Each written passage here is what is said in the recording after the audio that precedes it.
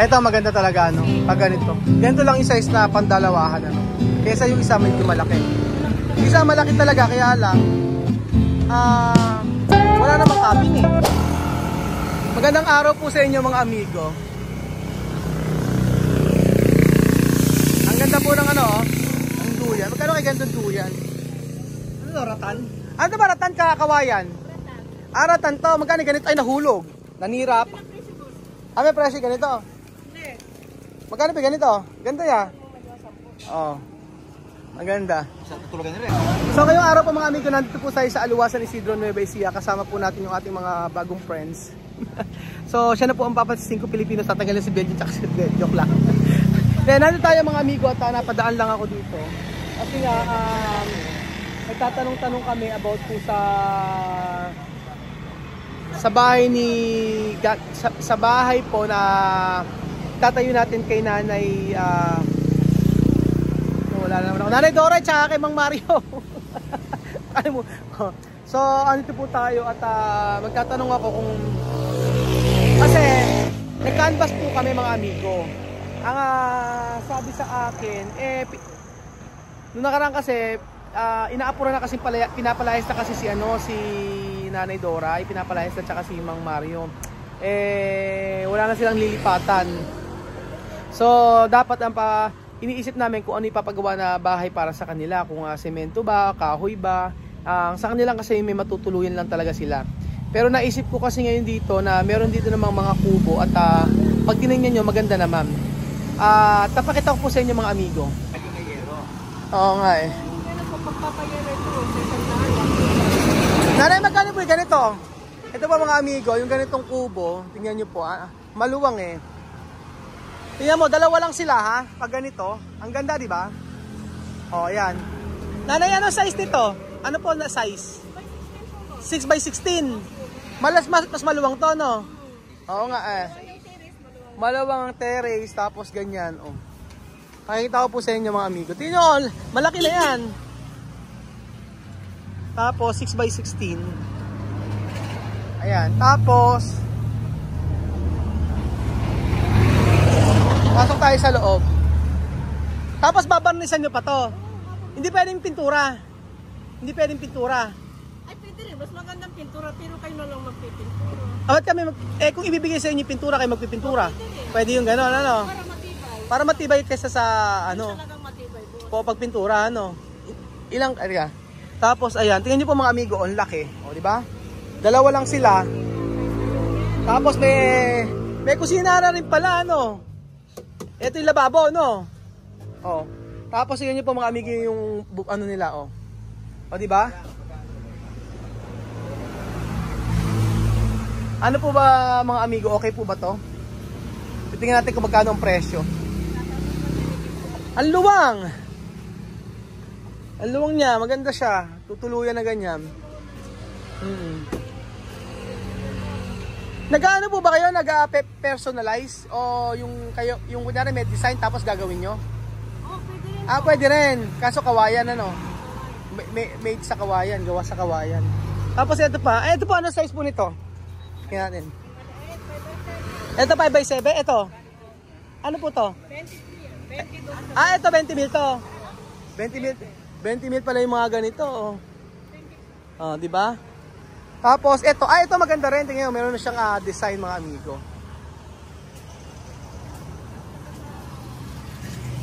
Oh, tapos naka-jealousy pa siya.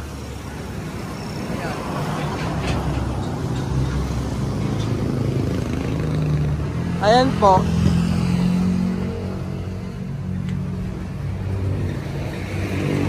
Kaso, ang iniisip ko nito madaling bukbukin to, di ba? Pag ganyan. Oh, pasok po tayo. Mas malaki yung isa. Pero ito gawa na kasi, oh. Mas maliit naman to, kaso I think mas okay ito. Kasi ayan, kita nyo, pakita ko sa inyo, oh. Sa taas baba. Meron silang lagay ng mga damit, kumpleto na, wala nang babaguhin. I think ito ang mas okay para sa akin. Oh.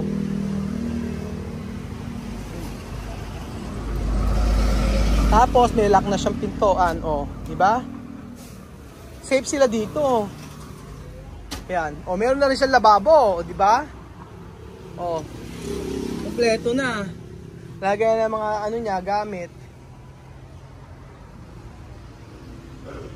Ganyan po. Tapos pagpasok niya dito, kapag ka magkaaway sila ni Nanay Doray tsaka si Mang Mario, dito si Nanay Doray, dito si Mang Mario.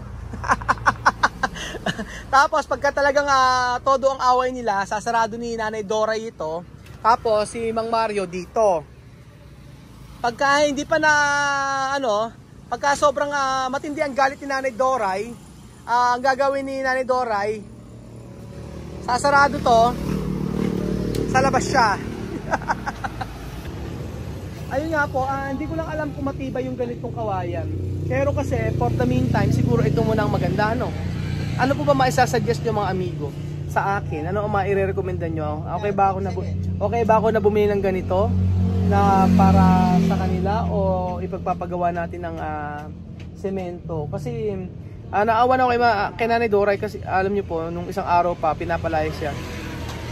Wala silang yung sa may anak naman niya, ayaw naman niya maki-stay doon. Tapos, syempre, ang plano lang naman kasi nila, yung may malilipatan talaga. So, bigyan niyo po ako ng suggestion mga amigo kung okay po ito na bilhin. Ayan. So, ano ko dito, gano'n kaya katagal ito aabot? Yung ganitong bahay. Ang ganda pa naman, tingnan nyo. Ano ba? Mas malaki lang yung isa, ito. Ay, mas malaki to. Mas malaki yan, ano. Kaya nga, laki ng ganyan. Tapos pipinturahan nyo, ano. Barnisan pa. Hindi po, kung pintura maganda. Ano ba salta yun? Panggalatok.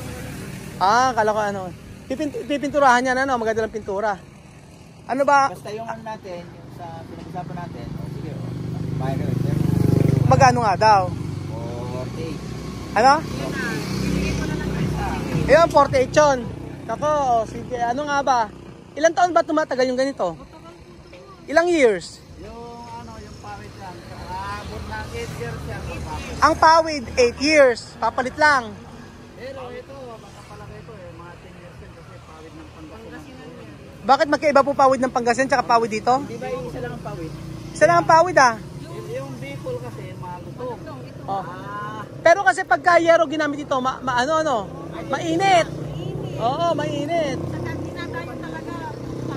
Pawid talaga. Kaya nga eh. So magkano ibibigay niyo yung kabila na yun? 48 daw yun ang bigay niya. Barnis nga lang ano. Pag ito, kung sakali naman sa bibigay nyo ito, gano'n ka 65. Bigay nyo.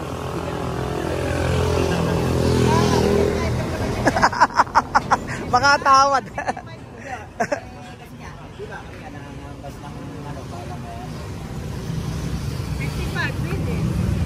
Parang si parang kasi sa mami ako makatawad kaya.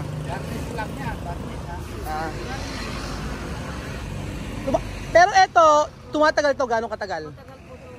Mga abot naman ng 20. Yung bahay namin, yung panganay ko 37 na niya. Oo. Kawain pa rin. Nag-ano po ba kayo? Nag-customize? Tatay, gumagawa kayo na kunyari may design ako gagawin nyo, ganon, kawayan. Ha? Kung kaya nyo? Pwede kasi yan no? Tapos, pwedeng tataasan lang, ganon Kaya lang ang mahirap kasi dito, lagi ka magpapalit ng ganito, ng pawid. 8 years na. Magkano ganito? Magkano pa ibigay niyo po? 55 daw yung ganito ibibigay. Kanina 65 eh. Pero mas mas malaki kasi to. Lalo na dito, marami sila magkakasya rito kahit ilan sila dito. Ayan.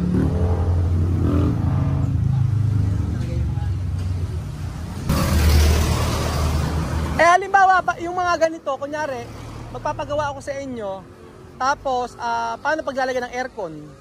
Ay, pwede rin po. Triple woolen po, boss. Plywood sa gitna. Palagyan ng plywood sa gitna. Ganito pala kuya.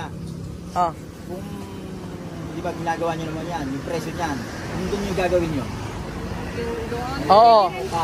Kaya lang, pag aircon po yung ano, Oo. may plywood sa loob. Ganon. Halimbawa po, pwede po bang hindi ko doon po bibili, doon po gagawin sa mismong site. Pwede naman. Ilang araw magagawa? Kaya lang matagal po, 1 buwan. Isang buwan yun, pag ganon. Matagal. Ito, Hirap magkayas po. Hirap magkayas. Magkayas, pero pag nagkakabit na. Oo. Pero halimbawa, gagawa kayong ganon, tapos isang buwan, baka mapakiusapan pa si yung kasi yung meron akong ipapatira doon, baka mapakiusapan pa Para mas maganda kasi kung bago no. bago pa rin. Bago to, boss. Bago ba yan? Bakit parang may amag? Ano na, amag? Amat lang po to. Saulan lang po. Inatapos lang namin to bago po ito, boss. Paano baka laging aamagin? Hindi. Mas magandang ganito po sa pinatuyo muna namin. Oo. Kaysa yung sariwa. Yung sariwa po, Pag bubukbukin. pero ito, talagang pinatuyo namin. Tuyo na. Tuyo, yan. Bubukin. Oo. Chicken din namin. Ito maganda talaga pag ganito. Ganito lang yung size na pandalawahan Kaysa yung isa medyo malaki. Isa malaki talaga kaya lang wala namang cabinet. Hindi nyo malalagyan ng cabinet yun. Pwedeng lagyan. Pwede rin lagyan ng cabinet. Lalagyan din dyan sa gilid. Oo nga po Hindi pa pwede bang pinturahan to? Pwedeng pinturahan. Pero lang tayo na lang. Bibing pintura. Ano mas matibay, barnis o pintura? Matibay ang pintura. Matibay. Pero ang ano sa kubo talaga, barnis. Ano ba? Ang ano natin sa Bamboo. kubo talaga, bamboo, Bar- pintura. Ay ano yung barnis. Pero may nagpipintura din. Pag sa, meron ng pipintura, yung kaya ng pangbihira. Bihira lang. Barnis talaga Lahat dapat. ng resort na pinuntang namin, barnis lang. Sa mga Dalan, Bungawan, Oo. sa may Bulinaw. puro ganun. Ang kawain talaga pang barnis lang Oo, pambarnis lang. Wala pang nagpipintura. Wala pa, lahat ng pinunta namin ni wala eh. Oo. Bungawan, Oo. Bimbelan, Aurora. Umiray, sa Umiray, ang nag-deliver namin dyan, 12. 12. Ganito, 6x14. Oo. 6 na maliit. Ano na maliit Pero okay naman to pang 2 tao Maganda po yan. Oh. Pang 2 tao tapos dito, Pwede ba? yun nga. Kompleto siya. Pero kung talagang mas maganda, yung mas malaki, yun, maganda din talaga yung maluwang Maluwang. Tingnan nyo. Pero pag dalawa lang. Pag 2 lang, ito na lang. Ito na lang. Tapos na. Tapos na agad. O sige. Deliver na doon. Bili na lang kayo ng pintura. Kami na lang ang pintura. Ayan nga Oo nga, ito kasi titingnan yung mga amigo. Pang 2 tao, kaya na yan. Tapos pagka dito naman, mas prepare ko to kasi malaki Laki, ang luwang. Diba? At least pag may bisita kami, may bisita siya dito, tapos yan, luwang, kahit ilang tao dito kasya. Diba? Ano po mga kababayan ko, ano po ang maipapayo nyo sa akin? Ito po bang ganito na lang yung bahay nila Nanay Doray o ako magpagawa pa ng semento? Kasi pagka sa semento po ay syempre matagal at bukod doon, yun nga lang kaganda pag semento pang matagalan. Ito 8 to 10 years daw aabot yung bubong, pero yung ito syempre matagal. Basta alagaan lang sa varnish. So, ito po ang inyong suggestion mga kababayan ko. Salamat po sa panood ng video na to at for sure kapag ito naman si Nanay Doray at si Mang Mario, basta may sariling bahay lang okay na. Basta may sarili silang tatawagin na hindi sila papaalisin araw-araw at masaya sila doon. Tapos makapagtatanim-tanim at mamumuhay sila at i-enjoy nila ang kanilang katandaan doon sa bukid na ipahihiram ni Princess. Salamat po mga amigo at God bless.